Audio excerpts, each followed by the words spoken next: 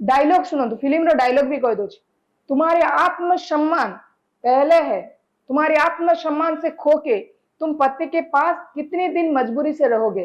तुम अपनी आप को बचाना है तो अपनी जलील भर जिंदगी से जो डायलॉग मराई माने तते एमिति टाइप रो डायलॉग कराई कि तो जीवन रे तोर आत्मसम्मान बड़ किछि नै, ये स्वामी ये संपर्क ये सबरो माने किछि नै।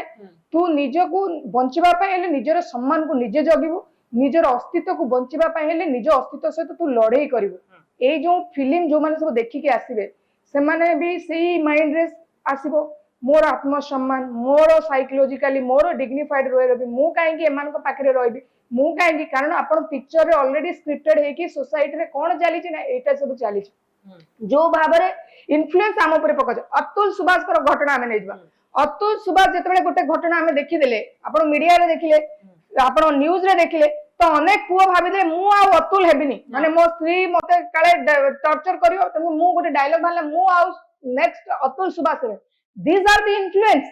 हमें कहूँ बाहागर, अरे बाहागर तुम निजको निजे देखो, why you are watching others। आगे बापा माँ मैंने कहा देखु नथिले, से परिवार जंजाल एते परिवार भितर जंजाल थिला, से परिवार को बड़ करके पोषुथिले, से माने सकाळ पाइले मासको क्षीर पैसा दियाबो, घर पैसा दियाबो, स्वामी स्त्री भितर गोटे बॉन्डिंगनेस थिला, ताका भितर कंप्रोमाइज थिला, ताका भितर एडजस्टमेंट थिला, ताका भितर अंडरस्टैंडिंग थिला, ताका भितर कोनोसी सेल्फ ईगो नथिला। वर्तमान जो स्वामी स्त्री सेल्फ ईगो रे पूरा भर्ती होइछन।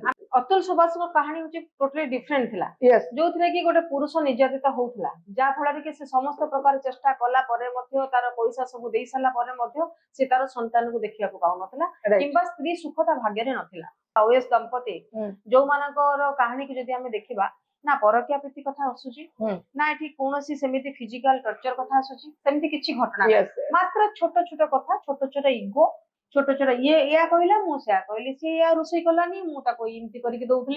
ए जो छोट छोट जिंस वर्तमान कोर्ट पर्यंत चली गला। वर्तमान आमे जानि नाती होय तो दंपति दुई जण मिसी जाई पारंदी, किंतु वर्तमान एटा मीडिया रे ट्रोल हैला, मीडिया को आसिला, या द्वारा समाज रे गोटे नकारात्मक प्रभाव पड़िला। किंतु ए घटना पई आपण कोन कहबे? एमती केवल अर्चना का केस हमें कहउनी, एमती बहुत केस अछि हम सोसाइटी रे जोटा कि मीडिया सामना को होता आसुनी, किंतु घर ही कड़ी सेटा रहउची। एतरे कहार भूल रहउची, केमिति से माने सुधारिबा दरकार संपर्क को। गोटे आपण उदाहरण दबा, हमें अर्चना और सार्थकर जदि हमें गोटे मैरिज इंस्टीट्यूशन कथा कहबा, सेठी भूल एक्चुअली दुई जनकर कहार नाही। बोथ आरकर एबे भी से माने जानि नांती मु, कारण मु गोटे मैरिज काउंसलर, मु अनेक गोटे डिवोर्स केस रे बहुत स्ट्रांगली ताको काउंसलिंग करे।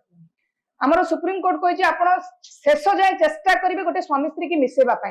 हमर कांसेप्ट सब बेले रहि आईनगत मध्य, सामाजिक दृष्टिकोण कोन मु जानिनी, बट आईनगत मध्य कुआई जे ताको मिसेबा पई चेष्टा करिवो। सब लॉयर को परामर्श दिया आइते। आपण डिवोर्स रे आपण जानिथिबे, जज पर पचारंती कोर्ट रे पचारिवे, वकील माने आपन को प्रेशर करि नांती तो डिवोर्स पई, माने एते टाइप रे हमर माने वकील ऊपर भरोसा, हां वकील मान को ऊपर भरोसा नाही।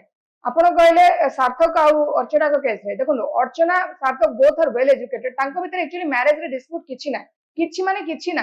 वर्तमान भी जदि मते पचारिबे किबा सेमाने दुई जन को पचारिबे ठिया करिक ना, मु एते ग्यारंटी सहित कहे सेमाने को पचाराबो अर्चना को, अर्चना तम मैरिज रे प्रॉब्लम कोन अछि? अर्चना के मु जानिनी। सार्थक को पचारि तमरो मैरिज रे तमरो वाइफ रे प्रॉब्लम कोन? ना किछि प्रॉब्लम है। ताले डिस्प्यूट कोन पई हिचो, डिवोर्स कोन पई नोचो, कोन पई सार्थक तमे डिवोर्स नोचो तम स्त्री तारु? ना नाई मु मोर मां को उठू मते से अलगा करछि। Is this the reason? एटा गोटे कारण कि तमे तम मां लागि तम स्त्री को पिला को छाड़िबो? सिंपल कथा, कोर्ट मोदे एटा को डिनाई करिवे। काहे कि नाकर झूठ कहले it is a kind of family interference. ताकर मुजा देखली फैमिली इंटरफेरेंस एते थिला।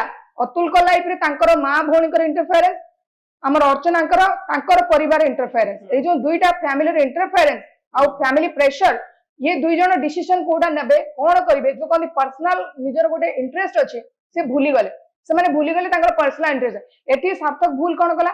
तमरो स्त्री मेडिकल रे पड़छि, से कार स्त्री? आपन को सार्थक स्त्री। सार्थक ता स्त्री को मेडिकल रे छाड़ी कि सिजेरियन हेछि, गोटे बेबी बॉय जन्म हेछि, ताको तमे मेडिकल रे छाड़ी पळाइलो। एटा को टाइप रो सेंसिटिव एटा को टाइप रो केयरिंग खराब हैला बोली कि हमें मु चली गली किछ समय पाई।